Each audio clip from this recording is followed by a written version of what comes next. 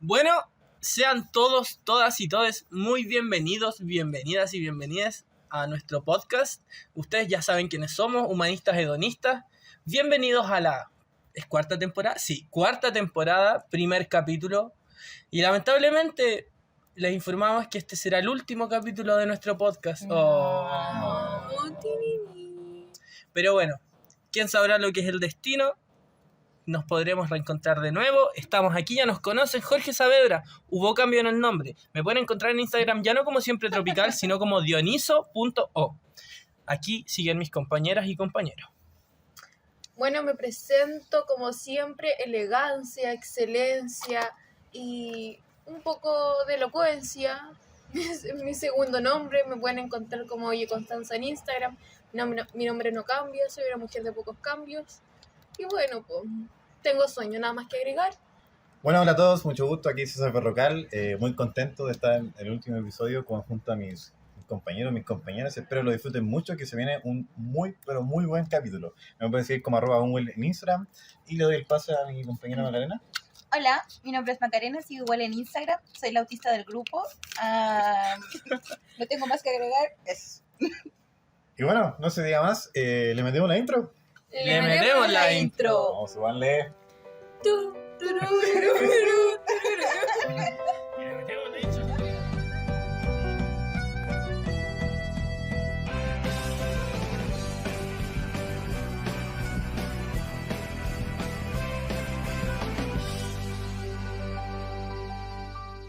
Bueno, bienvenidos al capítulo de hoy que se llamará, ¿cómo se llamará? Bienvenidos al matriarcado. ¿Por qué? Porque hablaremos de feminismo, algo contingente en la sociedad de hoy en día, y de un tema, de un texto en realidad muy interesante que se llama Escenario del Feminismo, de Ana María Capelli, una seca, una grande. Lo pueden encontrar en internet, Google Academic y ahí. Oye, pero Connie, ¿el matriarcado acaso es una revolución? ¿Qué es la revolución exactamente? Bueno, para nuestros queridos auditores, vamos a hacer una definición gramatical para acercarnos a este concepto. Y la palabra revolución viene del latín revolutus y significa acción y efecto de provocar un cambio radical o dar vuelta de un lado a otro.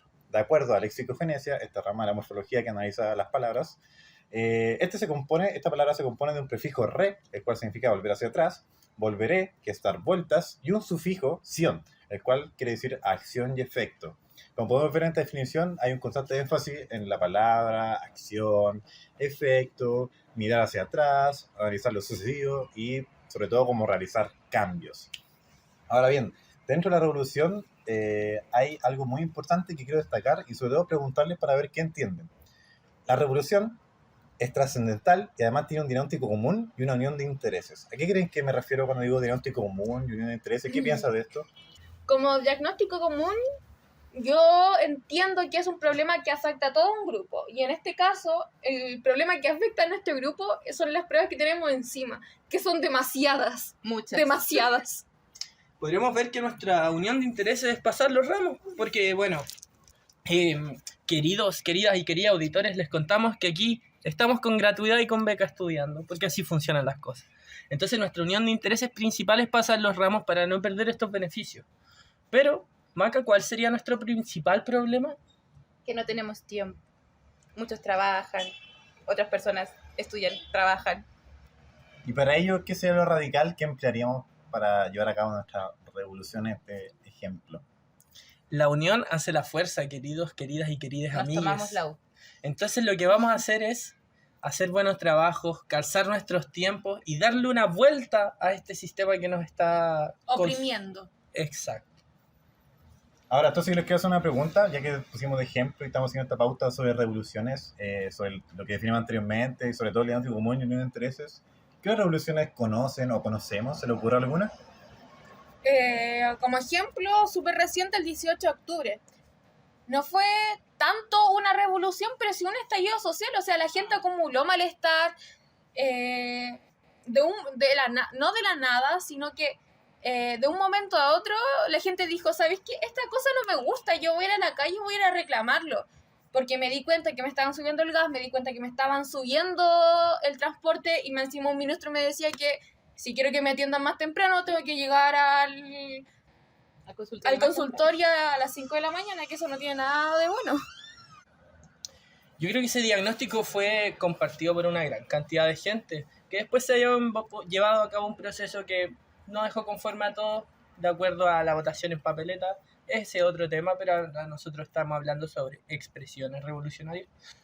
Bueno, como pudimos ver en esta experiencia un tanto revolucionaria, pero más de revuelta que de revolución, se identificó una unión de intereses de una gran mayoría del país que se concentró en cambiar esta constitución que viene de la dictadura, una constitución que nos ha tenido muy amarrados, amarradas y amarrades, pero que nosotros principalmente ahora identificamos cómo el movimiento feminista se habló sobre la paridad, se tomó en escena el no sexismo para tomar en adelante estas cosas. Pero también es importante señalar que esto de paridad, no sexismo, también se viene hablando varios años atrás, como de 2006, la Revolución Pingüina y las manifestaciones de 2011, cuando los estudiantes en ese entonces pedían educación no sexista y no al lucro en la educación, cosas que realmente son como ¿cómo estamos pidiendo eso si son cosas obvias? Claro. Pero bueno, Chile funciona así. Después de lo que dijo mi compañera, se me hace o me viene a la cabeza lo que pasó con las tesis feministas. También tenemos el diagnóstico común, que vendría siendo un descontento por parte de las mujeres por las leyes que gobiernan muchos países, como por ejemplo las 3 causales del aborto. En muchos países en el mundo estas 3 causales no están listas, no están hechas. Y la unión de intereses es esa, que por favor se cambien las leyes para que sean más severas con la gente con los violadores, para que sean más severas con el abusador, con el acoso. Y querido público, ¿qué nos podrían decir ustedes? Siempre es muy importante la interacción con ustedes porque eso nos da una retroalimentación muy positiva. ¿Cuál es su revolución? ¿Qué reconocen ustedes como revolución? ¿Qué diagnósticos comunes, interés de unión de intereses han podido identificar? Y díganme, ¿ha cambiado algo? Déjenlo en nuestras redes sociales, porque ahora pasamos al siguiente bloque, ¿no? Sí, por supuesto. ¿Están preparados y preparadas? Claro. Totalmente. Totalmente. Entonces, texto en mano y le damos. adelante.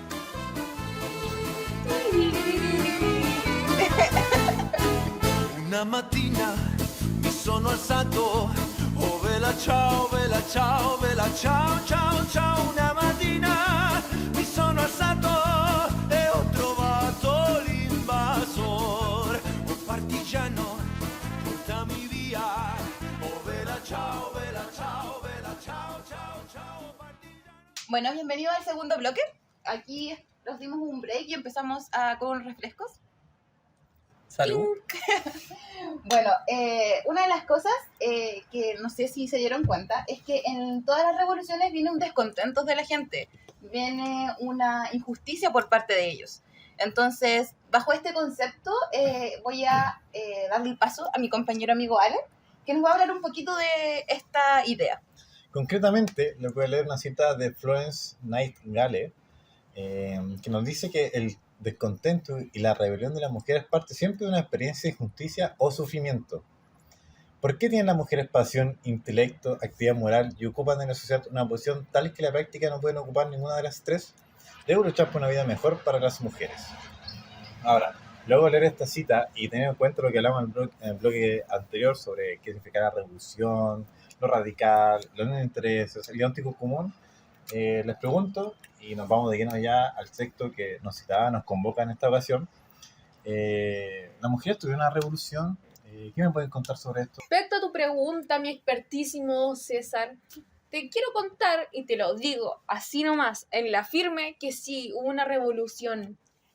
Y de hecho, vamos a citar el texto Escena del feminismo de Ana María Capelli, que probablemente lo dije hace unos minutos atrás, que lo vamos a citar en la primera hora del feminismo, terminando esa y empezando la segunda del feminismo. ¿Por qué? Porque aquí ahora las mujeres están pidiendo derecho a sufragio, a poder votar.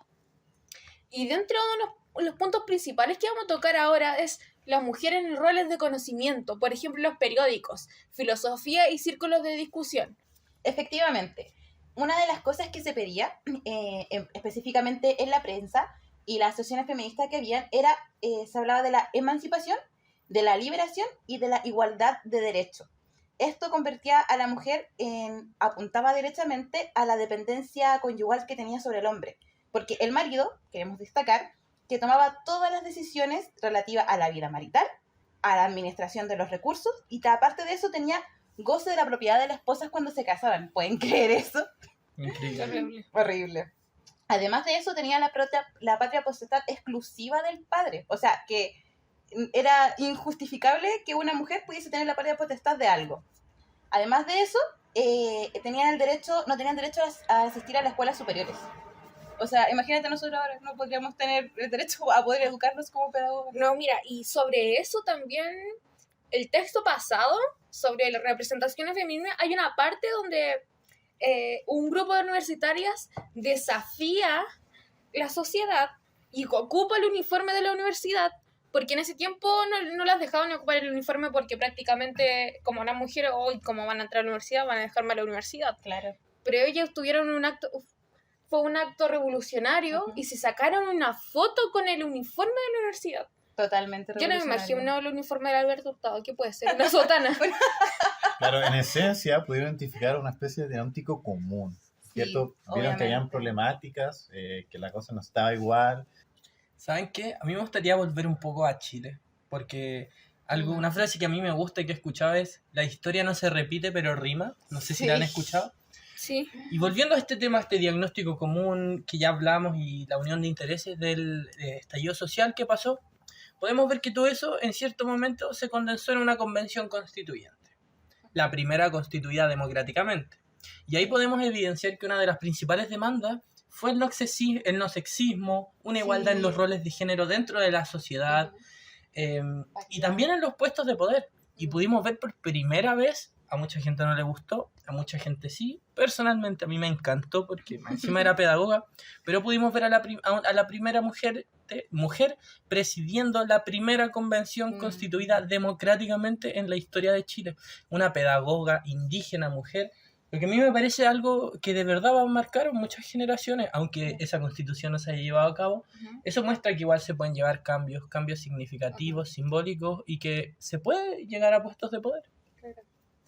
También volviendo al pasado, me gustaría evocar a Elena Cafarena, una abogada chilena que luchó por los derechos de las mujeres.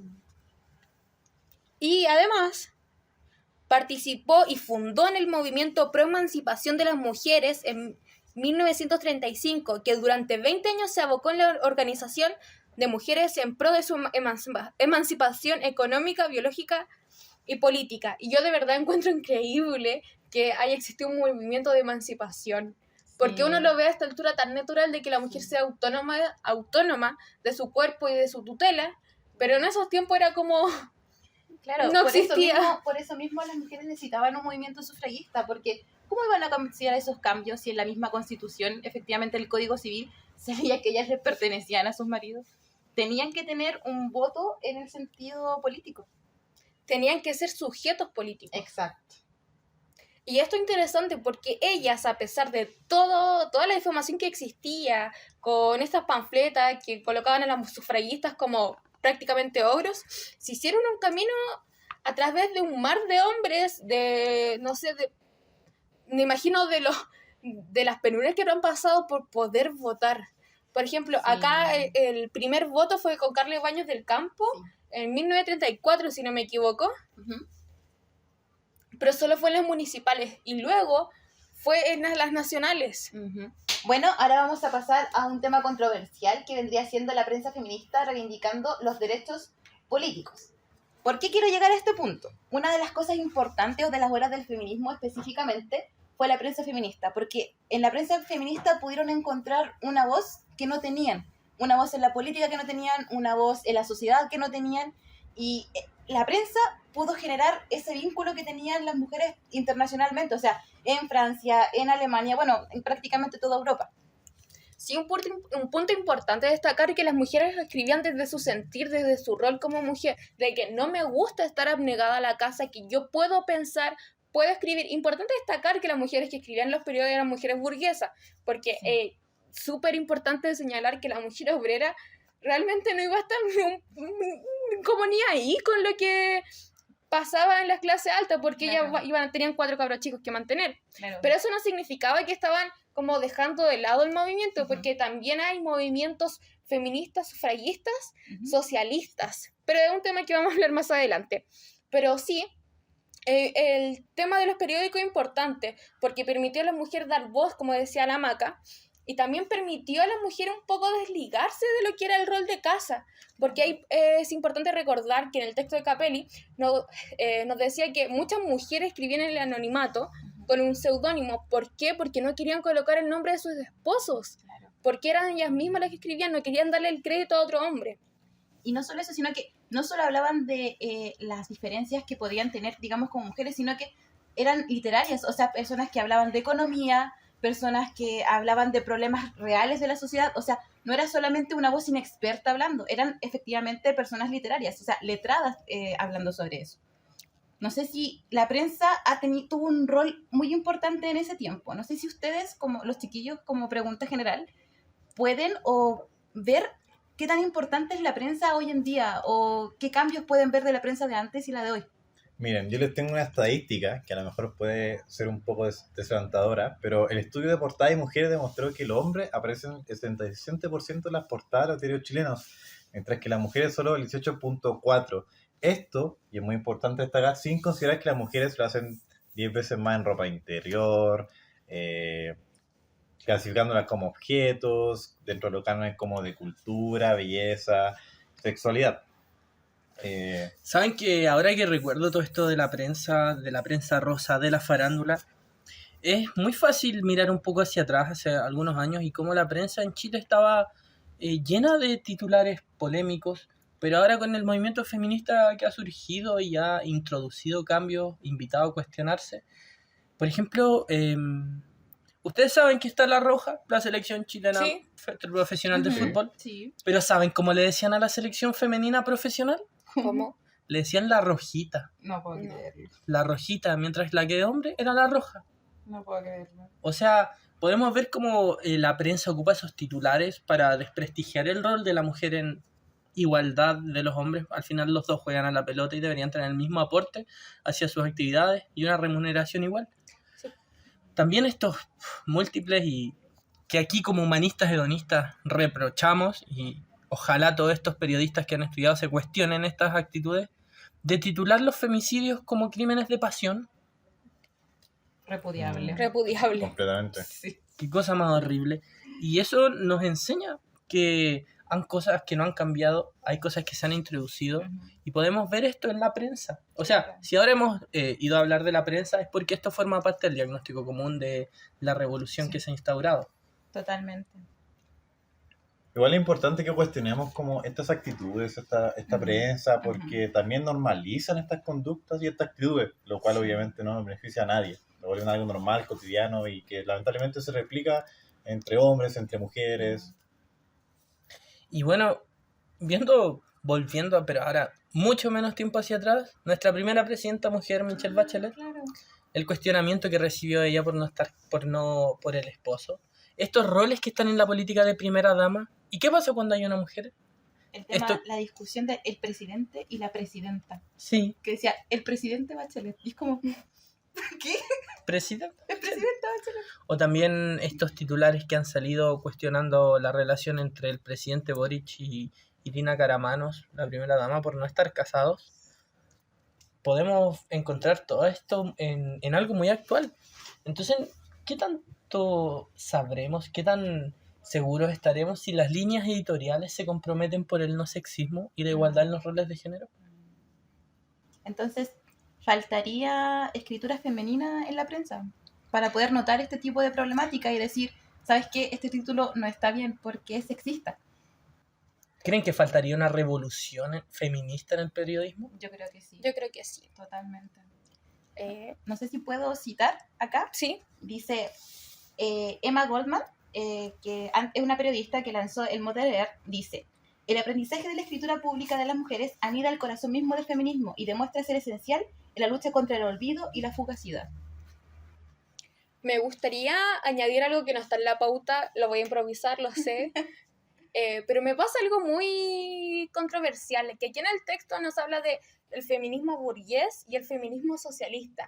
Y probablemente lo sepas, Maca, que en un momento las feministas burguesas se unieron con el feminismo socialista, Sí. pero se unieron porque llegaron a un diagnóstico común y unión de intereses, pero se dieron cuenta en que, pucha, a las feministas burguesas no les interesa mucho lo del trabajo con mayor paga, Claro. y a mí sí, entonces ahí se separaron. Y ahora yo me entra en la duda, para nuestras auditoras, ¿creen que el feminismo debe venir de una lucha de clases? Muy Buen buena tema. pregunta. Para complementar un poco, lo tuyo está muy dentro del texto y muy dentro de la pauta. Eso no es una improvisación, no se crean que improvisamos.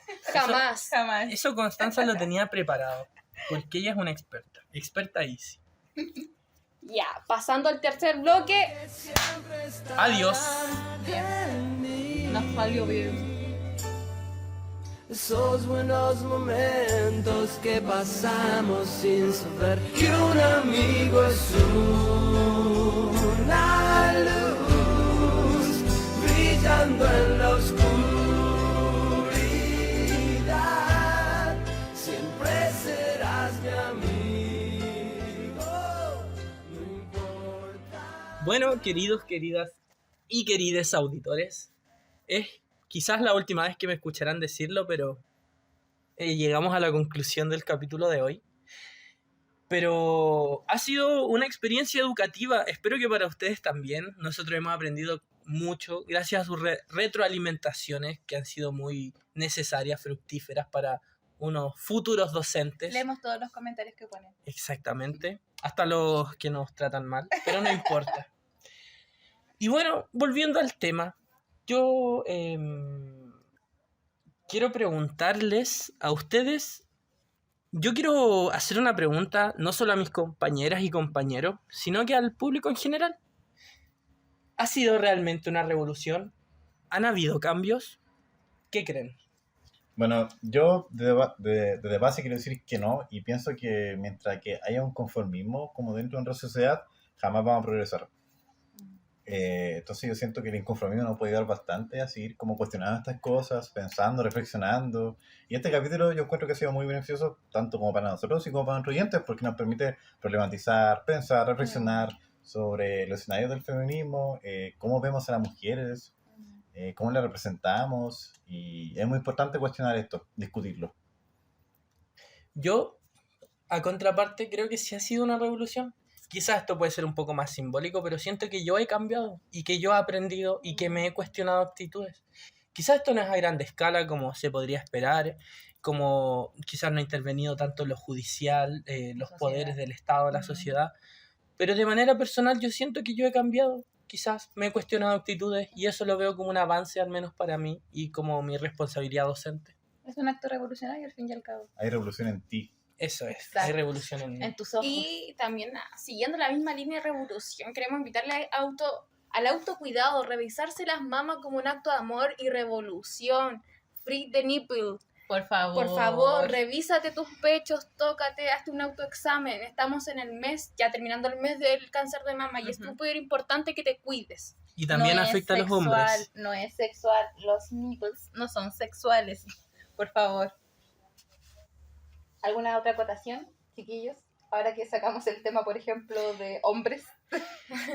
A mí me gustaría rescatar a una persona que en paz descanse, que falleció hace un tiempo y que también nos da una muestra de lucha, de revolución y de empoderamiento. Luisa Toledo, la madre de los hermanos Vergara Toledo, asesinados por la dictadura de Pinochet. Esa mujer era una representación de lucha, de perseverancia, y que lamentablemente luchó sin saber el paradero de su hijo, algo que a mí me parece muy lamentable. Que les invito a que busquen esa historia, a que se hagan partícipes de eso, porque quizás no tenemos esas revoluciones francesas, industriales, pero podemos encontrar en estas personas algo lindo, algo que igual es un acto revolucionario.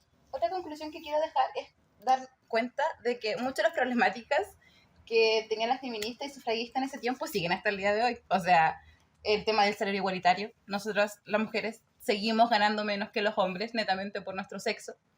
Hay algunas comunidades en que las mujeres siguen perteneciendo al marido. O sea, el tema de lo mismo, free nipples, se sigue dando hasta hoy en día en la sociedad. Entonces, si bien la revolución sirvió porque tejió nuestro camino para tener un mejor futuro como mujeres, se sigue cuestionando mucho. Bueno, y con este cierre le damos el fin a Humanistas Hedonistas. ¿Quién sabe en un futuro a lo mejor Spotify nos puede contratar? O quizás nos echamos el ramo, ¿quién sabe? Y nos vemos de nuevo. Y podemos tener más producción. Bueno, y siguiendo esta jornada reflexiva que tuvimos en nuestra conclusión, yo quiero citar a Paulo Freire, que nos menciona que no es posible estar en el mundo sin hacer historia, sin ser hecho por ella, sin soñar, sin cantar, sin hacer música, sin pintar, sin cuidar la tierra, las aguas, sin filosofar, sin punto de vista sobre el mundo, sin aprender, sin enseñar y sobre todo sin ideas de formación, sin politizar. Somos sujetos históricos y nuestro papel en el mundo está siendo. Yo sé que cambiar es difícil, pero es posible. Debemos cuestionarnos toda esta idea, reflexionar y orientar siempre nuestra visión del mundo y nuestro quehacer político y pedagógico como futuros profes en este podcast hacia esa dirección, hacia un bien común. Bueno, me despido aquí, Constanza Jiménez, la eterna dormilona. Me voy con esta frase de Amanda Labarca, profesora chilena. Educar es socializar y potenciar las capacidades de cada persona. Es importante que nosotros como docentes potencialicemos las capacidades de cada persona y que lo ayudemos a encontrar su luz interior, que eso suena muy hippie, pero ese es nuestro rol social, nuestro deber social. Yo me despido con lo que dijo la gran poetisa nacional y mundial Gabriela Mistral en su pensamiento pedagógico. Dijo: amenizar la enseñanza con la hermosa palabra, con la anécdota oportuna y la relación de cada conocimiento con la vida. Estudien, lean, vivan, jueguen, aprendan, conversen. Es lo único que les podría decir de este hermoso proyecto que hemos construido con amigos, con amigas. Y nada, los dejo con mi compañero.